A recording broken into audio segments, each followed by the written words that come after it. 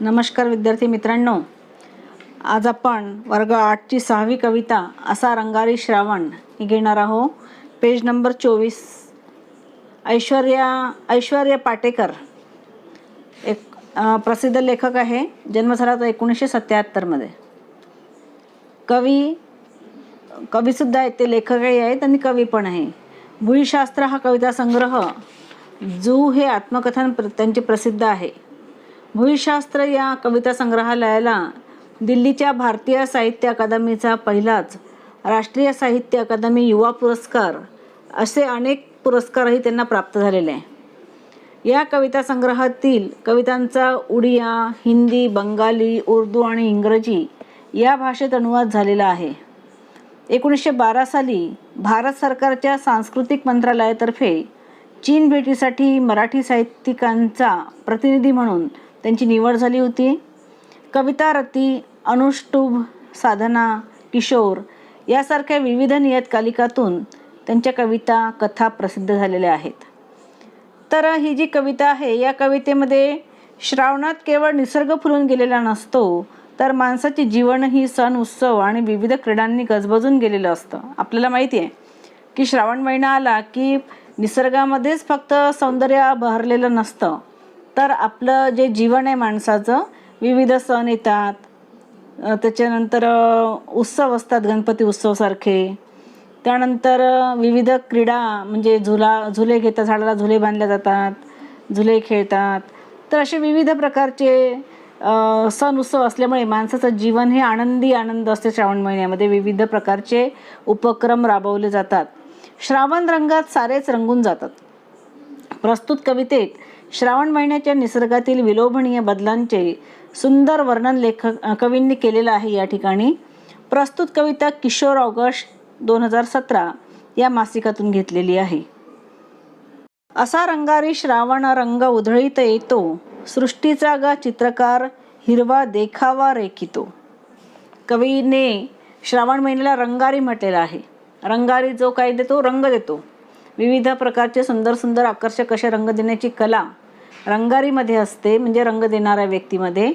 तर तशाच प्रकारचा रंगारी श्रावण महिन्याला कवींनी म्हटलेला आहे की जो येताना रंग उधळीत येतो, रंग उधळतो विविध प्रकारचे. सृष्टीचा ग चित्रकार हिरवा देखावा रेखितो. श्रावण महिन्याला कवींनी सृष्टीचा चित्रकार म्हटलेला आहे. सृष्टी म्हणजे निसर्ग, अवतीभोवती असणारी झाडं, वेली, पशु, पक्षी, डोंगर, नदी, नाले, ही जी सगळी सृष्टी आहे, या सृष्टीचा तो चित्रकार आहे. आणि तो आला की संपूर्ण सृष्टीला तो हिरव्या रंगाने रंगवतो. कोण? श्रावण. श्रावणाला म्हटलं आहे कवीने चित्रकार म्हटलेलं आहे. कलावंत हा साजिरा, काय त्याची कलागत, जागोजागी चित्रांचीच त्यानं मांडली पंगत. हा जो कलावंत आहे, श्रावण महिना हा इतका हुशार आहे, इतकी त्याची कला सुंदर आहे की जागोजागी ठिकठिकाणी त्याने चित्रांची सुंदरशी पंगतच मांडलेली आहे. जणू काही जसं डोंगर आहे, त्याच्यानंतर झाडी आहे, याच्यावर इतका सुंदर सुंदर गवत, हिरवाकंच गवत उमरलेलं असतं. झाडांना नवीन पालवी फुटलेली असते, हिरवी पालवी, झाडांची हिरवीकंच पालवी झालेली असते. विविध झाडांना फुलं येतात. म्हणजे म्हणून कवी म्हणतात की हा जो कलावंत आहे श्रावण महिना, हा इतका सुंदर कलाकार आहे, त्याची कला इतकी छान आहे की जणू काही जागोजागी त्याने चित्रांची पंगत मांडलेली आहे. नाचे दरी डोंगरात झिम्मा खेळतो नदीशी, रिमझिम पहाडीचं गाणं बोलतो झाडांशी. तर हा जो श्रावण महिना आहे, हा दरी डोंगरामध्ये काय करतो? झिम्मा खेळतो. झिम्मा फुगडी माहिती आहे तुम्हाला?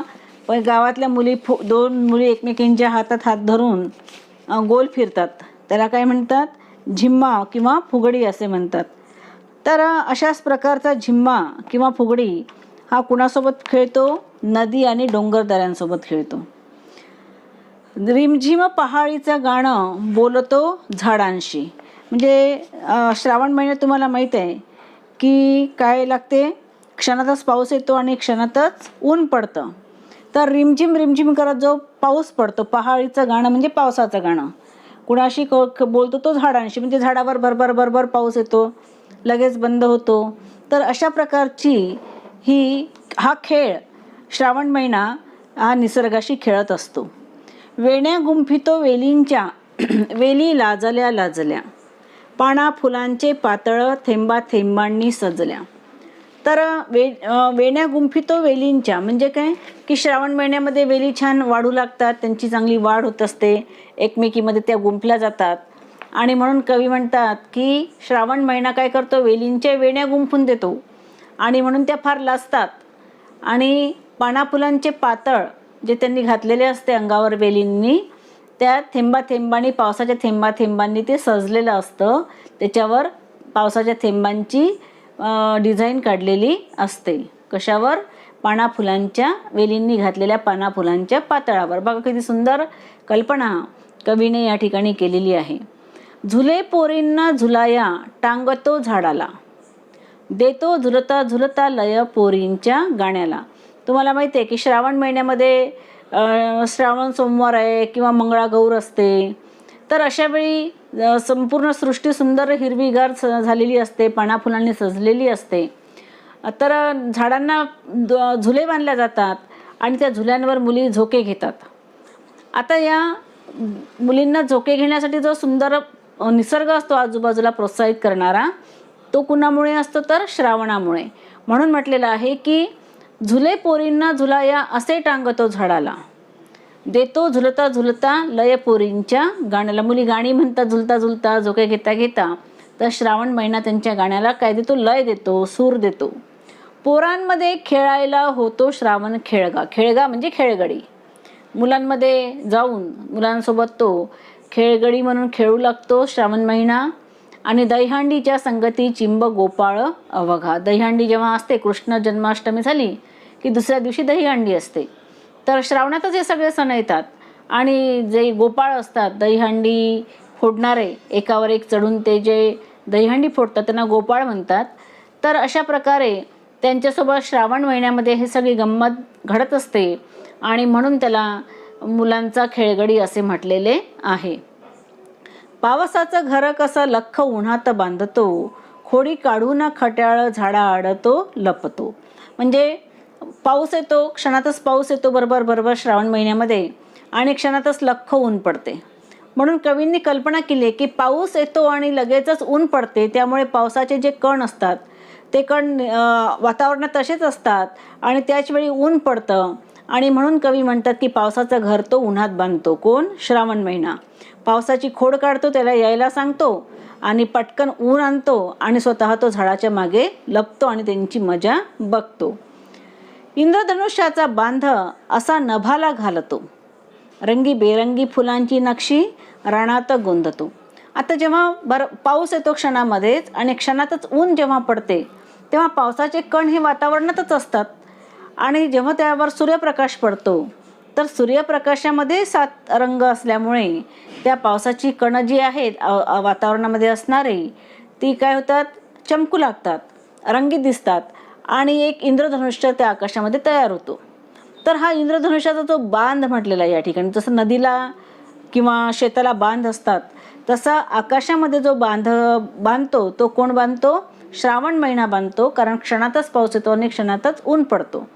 आणि म्हणून म्हटलं आहे की इंद्रधनुष्याचा बांध असा नभाला घालतो. तो नभ म्हणजे आकाश. आकाशामध्ये इंद्रधनुष्याचा बांध घालतो आणि संपूर्ण सृष्टीला रंगीबेरंगी फुलांनी तो नटवतो किंवा तो रानामध्ये ती नक्षी गोंदतो म्हणजे फुलवतो. असा रंगारी श्रावण रंग उधळीत येतो, हिरव्या सृष्टीच्या मळ्यात खोपा करून राहतो. तर हा जो श्रावण महिना आहे याला रंगारी म्हटलेला आहे, कारण येताना तो विविध प्रकारचे रंग उधळीत येत असतो. सगळीकडे हिरवेगार गवत, पानं, फुलं विविध प्रकारची, पशुपक्षी आनंदाने बागडतात त्या महिन्यामध्ये, विविध प्रकारची फळं असतात. त्यानंतर डोंगरदऱ्या, पावसाची ढग आले की डोंगरदऱ्या निळ्या रंगाने दिसू लागतात, निळ्या रंगात दिसू लागतात. नद्यांना छान निळशार पाणी वाहत असते. अत्यंत सुंदर असा निसर्ग त्या श्रावण महिन्यामध्ये आपल्याला बघायला मिळतो आणि म्हणून श्रावण महिन्यात तो निसर्गाचं सौंदर्य खुलतं. म्हणून त्या श्रावण महिन्याला सृष्टीचा रंगारी म्हटलेला आहे. आणि त्या सृष्टीच्या मळ्यामध्ये, संपूर्ण निसर्गामध्ये तो स्वतःचा एक खोपा बांधतो 1 महिन्यासाठी आणि त्या ठिकाणी तो राहतो. खोपा म्हणजे खोपडी. तर अशा प्रकारे श्रावण महिन्याचं वर्णन करणारा आणि श्रावण महिन्यातल्या निसर्गाचं सुंदर असं विलोभनीय वर्णन करणारी ही कविता कवीने या ठिकाणी आपल्याला अभ्यासाला दिलेली आहे. तर कविता वाचायची आहे, तुम्हाला समजून घ्यायची आहे. त्यातले काही आता खेळगा आहे, खेळगा म्हणजे खेळगडी. त्यानंतर आणखी कलागत म्हणजे कला, त्याच्यामध्ये हातात असणारी कलाकुसर. त्यानंतर उधळणे म्हणजे सगळीकडे पसरविणे. त्यानंतर रंगारी म्हणजे रंग देणारा. त्यानंतर कलावंत म्हणजे कलाकार. आता विशेष कठीण असे शब्द नाही आहे. झिम्मा म्हणजे फुगडी. तर अशा प्रकारचे पहाळी म्हणजे पाऊस. तर ही नवीन अशी शब्द यामध्ये आलेले आहे. तशी कविता फार सोपी आहे. तर ती कविता वाचा, समजून घ्या आणि हा जो स्वाध्याय तुम्हाला दिलेला आहे तो सोडवण्याचा तुम्ही प्रयत्न करा. अडचण असली तर मला विचारा. ठीक आहे.